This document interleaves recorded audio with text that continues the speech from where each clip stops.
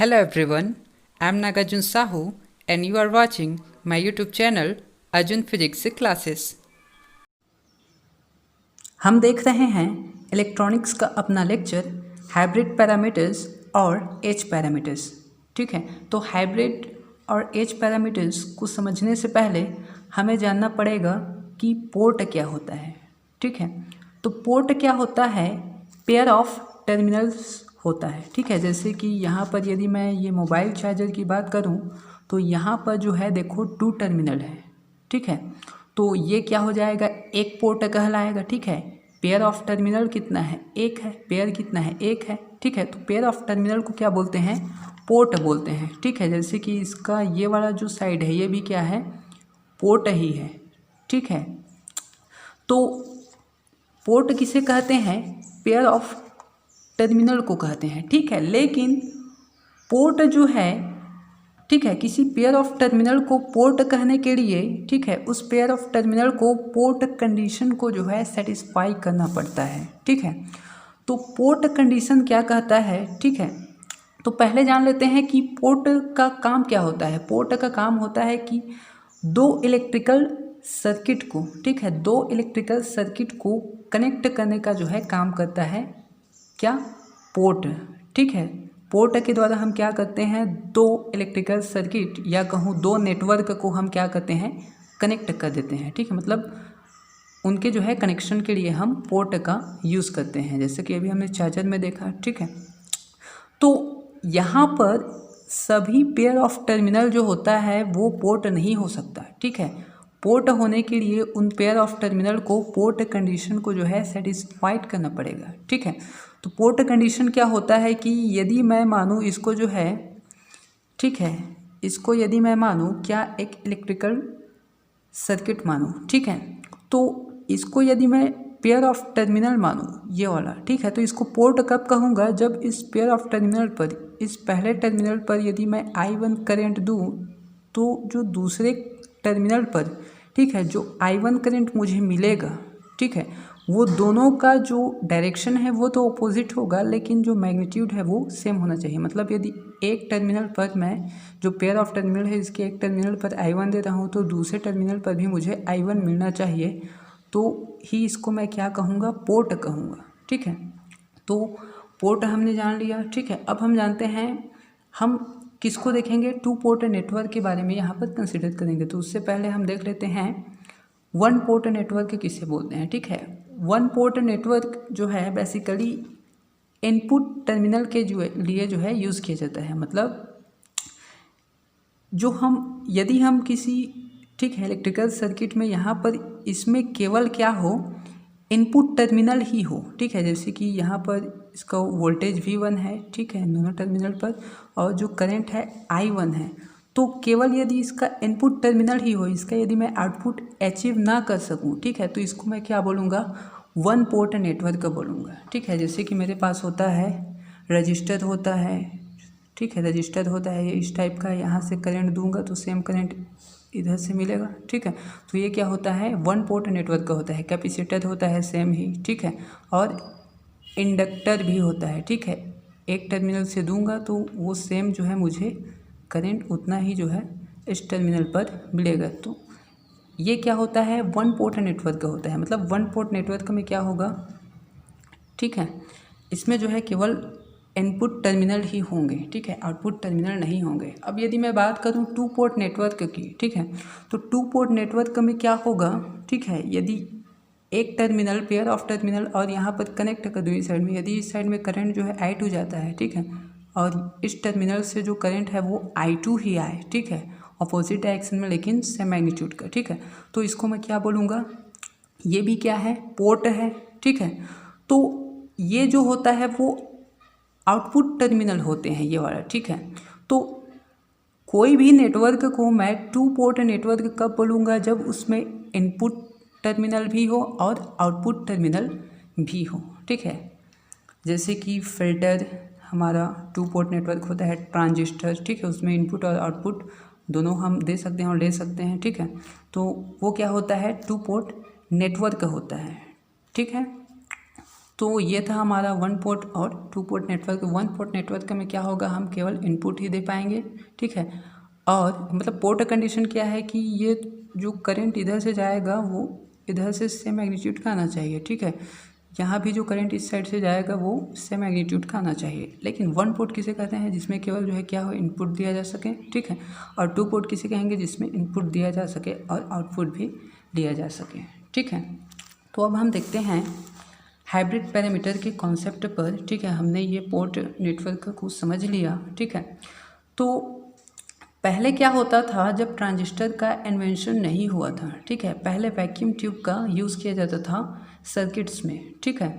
तो उसमें जो है हाई फ्रिक्वेंसी का सिग्नल जो है देना पड़ता था वैक्यूम ट्यूब में, ठीक है। वो हाई फ्रिक्वेंसी के सिग्नल मतलब जो करंट सोर्स, वोल्टेज सोर्स जो हम देते थे, ठीक है, किसी सर्किट में वो जो है हाई फ्रिक्वेंसी का देना पड़ता था, ठीक है। तो उस टाइम जो है जेड पैरामीटर और वाई पैरामीटर का जो है यूज़ किया जाता था, ठीक है, वैक्यूम ट्यूब में, ठीक है। हाई फ्रिक्वेंसी का जो वोल्टेज सोर्स या करंट सोर्स है, ठीक है, एनर्जी सोर्स है जो हम देते थे, ठीक है, उसके लिए जेड पैरामीटर और वाई पैरामीटर का यूज़ किया जाता था, ठीक है। लेकिन जब ट्रांजिस्टर का इन्वेंशन हुआ, ठीक है, तो ट्रांजिस्टर जो है वो स्मॉल सिग्नल एनालिसिस के लिए बना है, ठीक है। मतलब उसमें क्या होता है, सिग्नल जो है स्मॉल होता है, ठीक है। तो जैसे कि यदि मैं कहूँ, यदि हम वैक्यूम ट्यूब के द्वारा कोई एनर्जी जो है प्रोड्यूस करते हैं, तो वैक्यूम ट्यूब में यदि मुझे यदि वोल्टेज की बात करूँ, यदि मैं 100 वोल्टेज सप्लाई करूँगा, ठीक है, तो वैक्यूम ट्यूब जो है जो एनर्जी प्रोड्यूस करेगा वो एनर्जी मैं ट्रांजिस्टर जब यूज़ करूँगा, ठीक है, तो 9-10 वोल्ट में ही जो है उतना एनर्जी वो क्या कर देता है, प्रोड्यूस कर देता है। मतलब वैक्यूम ट्यूब जो है बहुत ही ज़्यादा फ्रिक्वेंसी पर वर्क करता था, ठीक है, जबकि ट्रांजिस्टर जो है स्मॉल सिग्नल फ्रिक्वेंसी पर जो है वर्क करता है, ठीक है। तो यहाँ पर, ठीक है, ये हाइब्रिड पैरामीटर भी जो है क्या होता है, स्मॉल सिग्नल फ्रिक्वेंसी पर यूज़ किया जाता है। अब यहाँ पर देखिए कि ये जो 2 पोर्ट नेटवर्क है, ठीक है, इसमें जो कंपोनेंट है वो क्या है, I1, V1, I2, V2, मतलब ये 4 जो है वेरिएबल्स हैं, ठीक है। तो इन 4 वेरिएबल्स के यूज़ से क्या किया गया, इसमें से जो 2 वेरिएबल है, ठीक है, उसको जो है इंडिपेंडेंट मान लिया गया और 2 को जो है डिपेंडेंट मान लिया गया। मतलब आप किसी को भी इसमें से क्या कर सकते हो, 2 को इंडिपेंडेंट कंसिडर कर सकते हो, 2 को डिपेंडेंट कंसिडर कर सकते हो, ठीक है। तो यहाँ पर 2 पोर्ट नेटवर्क में, ठीक है, 2 पोर्ट नेटवर्क में क्या मिला, जो पैरामीटर थे, ठीक है, वो 6 प्रकार के मिले हमें, ठीक है। ये 4C2 यदि मैं करूं तो यहाँ 4 क्या है, जो वेरिएबल है वो है, ठीक है। 2 क्या है यहाँ पर, ठीक है, इनपुट और आउटपुट जो टर्मिनल है उसको बता रहा है, ठीक है। तो इसको जब मैं सॉल्व करता हूँ तो इन जो वेरिएबल्स को जो है, ठीक है, 6 पैरामीटर्स के द्वारा जो है इक्वेशन के रूप में जो है हम सॉल्व कर सकते थे, ठीक है। तो जिनमें से एक पैरामीटर क्या है हमारा, H पैरामीटर है, ठीक है। इसी प्रकार Z parameter, Y parameter, T parameter, T dash parameter, H parameter और G पैरामीटर, ये होते हैं 6 टाइप्स के पैरामीटर, ठीक है, जिनके द्वारा हम क्या करते हैं, input impedance, output impedance, voltage gain, इन सब को जो है हम क्या करते हैं, ठीक है, डिस्कस करते हैं। मतलब इनको हम फाइंड करते हैं, ठीक है, किसी भी सर्किट में, ठीक, एम्प्लीफिकेशन के दौरान भी। तो यहाँ पर देखिए हाइब्रिड पैरामीटर और H पैरामीटर, ठीक है। अब यहाँ होगा क्या, ठीक है, every linear circuit having input and output terminals can be analysed by 4 parameters, ठीक है। अब देख लेते हैं ये लीनियर सर्किट क्या होता है। लीनियर सर्किट क्या होता है कि यदि किसी सर्किट में, ठीक है, कोई कैपेसिटर्स या रजिस्टर्स या इंडक्टर्स जो है लगा हुआ है, ठीक है, तो उनका जो कैपेसिटेंस, रजिस्टेंस या फिर इंडक्टेंस है, ठीक है, वोल्टेज सोर्स या करंट सोर्स के चेंज होने के दौरान, ठीक है, उनमें कोई चेंजेस नहीं आ रहा तो उसको जो है लीनियर सर्किट कहते हैं, ठीक है। तो यहाँ पर जो है ट्रांजिस्टर जो होता है वास्तव में जो है क्या होता है, वो नॉन लीनियर सर्किट होता है। लेकिन वहाँ पर क्या, ट्रांजिस्टर जो है डीसी एनालिसिस में नॉन लीनियर सर्किट की भांति बिहेव करता है, लेकिन एसी एनालिसिस में, ठीक है, जब उसको जो है साइनोसॉइडल सिग्नल जो है दिया जाता है, ठीक है, चाहे वोल्टेज हो या करंट, तो वो जो है क्या होता है, लीनियर सर्किट की तरह जो है बिहेव करने लगता है। तो ट्रांजिस्टर क्या है, हमारा 2 पोर्ट नेटवर्क है, ठीक है, जिसमें इनपुट हम दे सकते हैं और आउटपुट हम ले सकते हैं। तो आगे चलकर हम ट्रांजिस्टर का जो है एम्प्लीफिकेशन के लिए यूज़ करेंगे, ठीक है। तो अभी हम देख लेते हैं लीनियर सर्किट, ये हमने देख लिया क्या होता है।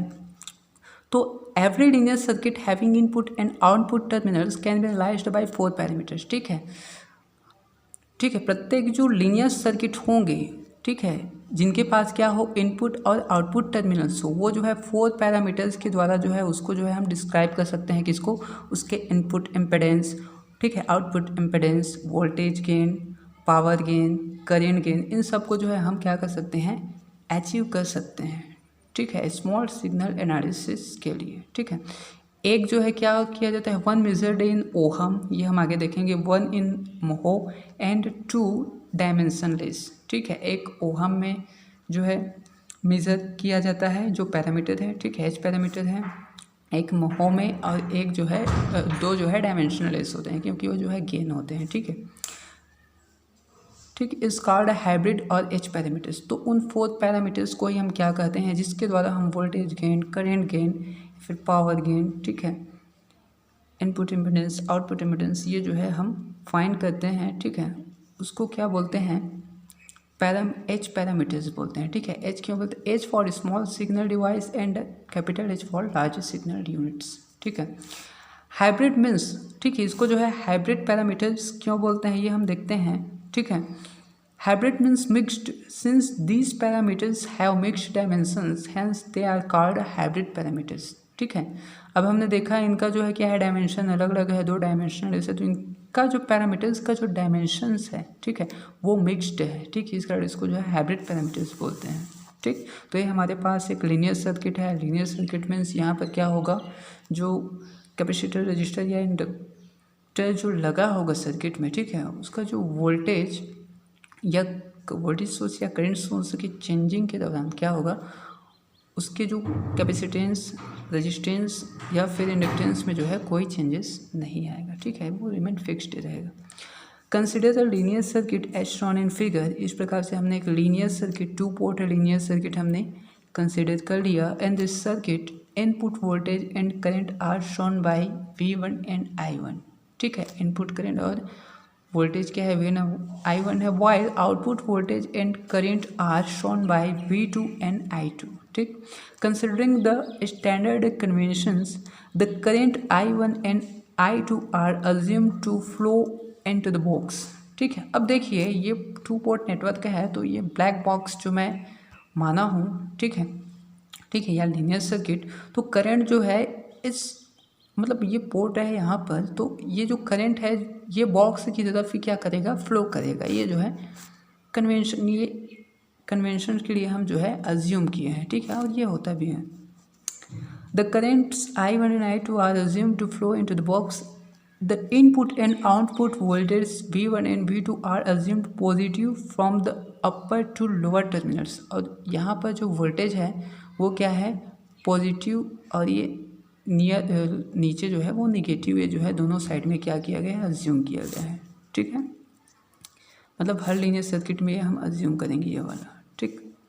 To analyse a particular circuit if the voltage are of opposite polarity और currents flow out of the box, they are treated as negative quantities, ठीक है। यदि करंट जो है अपोजिट डायरेक्शन में फ्लो हो, ठीक है, अब ठीक है, अपोजिट डायरेक्शन में फ्लो हो, या फिर ये जो वोल्टेज की पोलरिटी है -2 + है, तो ये क्या माना जाएगा, उनका मैग्नीट्यूड सेम है ये माना जाएगा, बस वो जो है निगेटिव क्वांटिटी से ये माना जाएगा, ठीक है, मतलब मैग्नीट्यूड सेम रहेगा। तो यहाँ पर क्या हो जाएगा, मतलब निगेटिव, वो जो क्वांटिटीज़ है वो क्या होगा, निगेटिव हो जाएगा, ठीक। तो यहाँ पर देखिए अब हम क्या देखते हैं कि here I1 and I2, V1 and V2 are 4 variables, चारों ही क्या है, वेरिएबल्स है, ठीक है, चेंज होंगे। We choose for convenient V2 and I1 are independent, हम जो है अपनी कन्वीनियंट के लिए, ठीक है, अपनी सुविधा के लिए हम क्या करते हैं, V2, ये V2 और, ठीक है, V2 और I1 को, ये जो I1 है और ये जो V2 है, इसको हम क्या कर लेते हैं, इंडिपेंडेंट, ठीक है, इंडिपेंडेंट जो है हम क्या कर लेते हैं, चूज़ कर लेते हैं, ठीक है, ये क्या होंगे, इंडिपेंडेंट होंगे वहाँ पर। While V1 and I2 are dependent variables, ठीक है। अब ये जो है लीनियर सर्किट है, मतलब इनका क्या होगा, एक इक्वेशन बनेगा, लीनियर इक्वेशन, ठीक है। तो जैसा कि मैंने कहा कि V2 और I1 इंडिपेंडेंट है, V1 क्या है, डिपेंडेंट है, तो V1 इक्वल टू मैं लिख सकता हूँ function of I1 into V2, और I2 भी क्या है, डिपेंडेंट है, मतलब मैं लिख सकता हूँ function of I1 into V2। V1 क्या है, डिपेंडेंट है, किस पर डिपेंडेंट है, I1 और V2 पर, तभी तो डिपेंडेंट होंगे, ठीक है। I2 भी क्या है, डिपेंडेंट है, किस पर डिपेंडेंट है, I1 और V2 पर, और I1 और V2 जो है इंडिपेंडेंट है खुद में, ठीक है। Taking the total differentials we get, अब यदि हम इनका एग्जैक्ट डिफरेंशियल निकालें, ठीक है, तो मुझे मिल जाएगा, ठीक है, ये क्या है, स्मॉल वैल्यू के लिए है, dV1 इक्वल टू क्या हो जाएगा, यदि इसका डिफरेंशियल करूँ मैं, ठीक है, dV1 equal to curly V1 upon curly I1 at constant V2 dI1, ठीक है। मतलब ये क्या बता रहा है कि V1 में जो है, ठीक है, I1 के रिस्पेक्ट में जो चेंज होगा, कब, जब V2 जो है कांस्टेंट हो, तब को बता रहा है, प्लस, ठीक है, उसी प्रकार V1 में जो होगा curly V1 upon curly V2, ठीक है, V1 में, ठीक है, V2 के रिस्पेक्ट में जो चेंज होगा, कब, I1 जब इंडिपेंडेंट हो, ठीक है, तब के केस में ये बता रहा है, मतलब एग्जैक्ट डिफरेंशियल मैं निकाल रहा हूँ इसका। उसी प्रकार dI2 क्या हो जाएगा, इक्वल टू कर्ली I2 में चेंजेस को बताएगा, किसके, अब I2 तो डिपेंडेंट है, ठीक है, I1 और V2 पर, तो इसमें क्या होगा, चेंजेस निकालूंगा मैं, तो curly I2 upon curly I1 के रिस्पेक्ट में I2 को चेंजेस को बता रहा है, कब, V2 जब कांस्टेंट है, इंटू dI1, प्लस ये फिर से I2 में V2 के रिस्पेक्ट में चेंज को बताएगा, curly I2 upon curly V2, ठीक है, कांस्टेंट I1 dV2, ठीक है। अब देखिए, हम जानते हैं, यदि मैं क्या करूँगा, एम्पलीफायर के केस की चर्चा करूँ, तो हम जो सिग्नल अप्लाई करते हैं, ठीक है, जो हम सिग्नल देते हैं, उसमें क्या होता है, DC, ठीक है, DC बायसिंग भी हम किए रहते हैं, और क्या करते हैं, उस पर जो है AC सिग्नल हम जो है अप्लाइड करते थे, ठीक है। हमने जो अपने पिछले, ठीक है, लेक्चर्स में जो देखे थे, ठीक है, फेथफुल एम्पलीफिकेशन वाला, उसमें जब हम क्या करते थे, जो DC बायसिंग होता था, उस पर जो है AC सिग्नल जो है अप्लाइड करते थे, मतलब जो सिग्नल कैसा है, यहाँ पर DC के ऊपर AC जो है अप्लाई किया गया है, तो हमें क्या करना है, AC टर्म को जो है कंसिडर करना है, ठीक है, AC सिग्नल के केस को देखना है, ठीक है। तो AC सिग्नल के केस को क्योंकि हमारा जो ट्रांजिस्टर है वो लीनियर जो है AC एनालिसिस में जो है रहता है, ठीक है।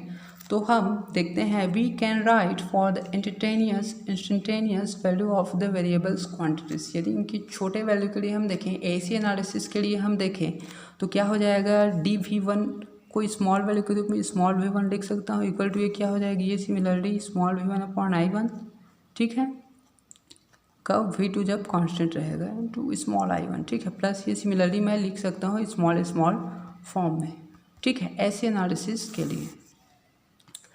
तो यहाँ पर क्या हो जाएगा, फिर से V1 इक्वल टू मैं मान लेता हूँ, ये जो पैरामीटर है मेरे पास, उसको H11 मान लेता हूँ, ठीक है।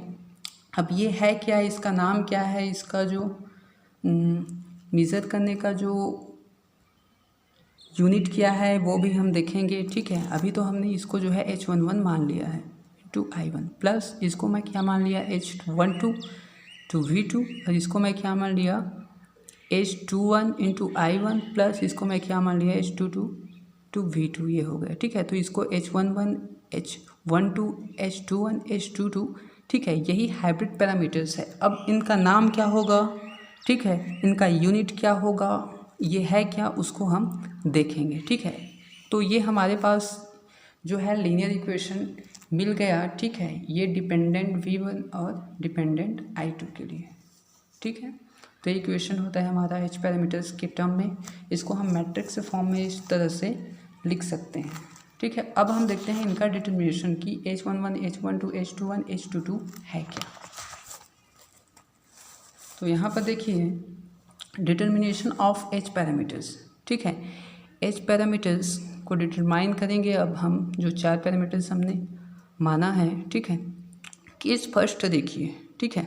If we short circuit the output terminals then V2 equal to 0।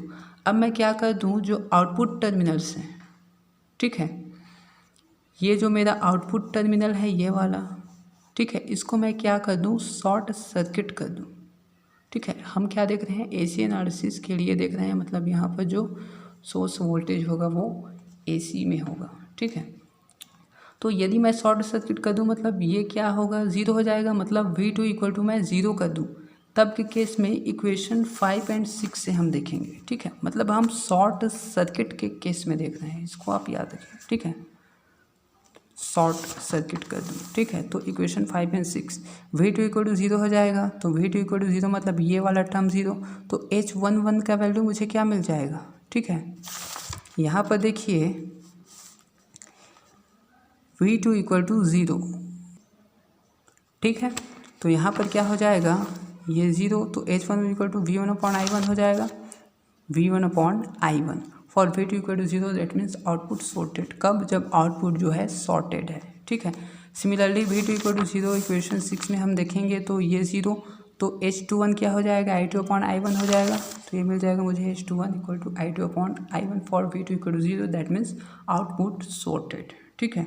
तो हम देख रहे हैं ये H11 है क्या, H21 है क्या, और इसका यूनिट क्या होगा, ये हम देख रहे हैं, ठीक है। तो देखिए यहाँ पर सिंस H11 और HI, इसको हम HI से भी डिनोट कर सकते हैं, क्यों कर सकते हैं ये हम देखेंगे, ठीक है। सिंस H11 और HI इज़ एन इम्पिडेंस, ठीक है। HI से क्यों डिनोट किया हो, क्योंकि ये इम्पिडेंस है। देखिए स्मॉल सिग्नल के लिए इम्पिडेंस जो होता है रेजिस्टेंस के इक्वल ही होता है, ठीक है, नियरली इक्वल ही होता है स्मॉल सिग्नल एनालिसिस के लिए।